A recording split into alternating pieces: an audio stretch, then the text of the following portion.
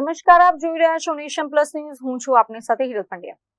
વડોદરાના વિવિધ વિસ્તારોમાં નિત્યા યોગા સ્ટુડિયો અને ડોક્ટર પ્રિયંકા નેચરોપેથી યુનિવર્સિટીના સંયુક્ત ઉપક્રમે ભવ્ય યોગ શિબિરો અને આરોગ્ય જાગૃતિ કાર્યક્રમોનું આયોજન કરવામાં આવ્યું હતું.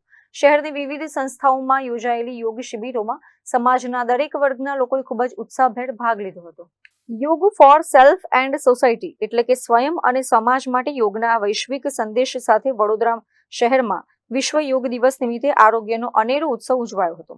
નિત્યા યોગા સ્ટુડિયોના સ્થાપક અને જાણીતા ફિટનેસ આઇકોન ડોક્ટર પ્રિયંકાના માર્ગદર્શન હેઠળ યોજાયેલા આ વિશિષ્ટ અભિયાનનો મુખ્ય હેતુ લોકોમાં શારીરિક અને માનસિક સ્વાસ્થ્ય પ્રત્યે જાગૃતિ લાવવાનો હતો.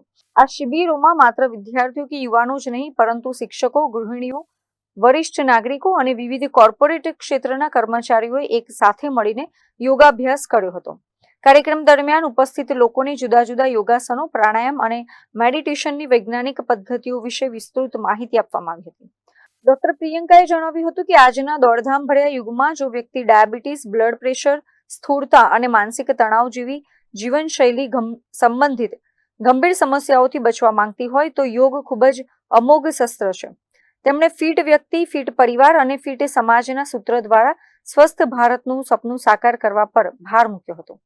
કાર્યક્રમના સમાપન પર તમામ સહભાગીઓએ યોગને પોતાના દૈનિક જીવનનો અવિભાજ્ય હિસ્સો બનાવવાનો દ્રઢ સંકલ્પ કર્યો હતો.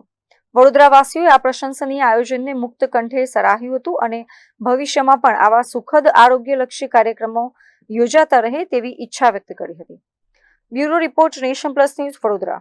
સમાચારોના સતત અપડેટ મેળવવા માટે અમારી નેશન પ્લસ ન્યૂઝની યુટ્યુબ ચેનલને સબસ્ક્રાઇબ કરો, બેલ આઇકન દબાવો અને જોડાયેલા રહો ફેસબુક, ઇન્સ્ટાગ્રામ અને ટ્વિટર પર.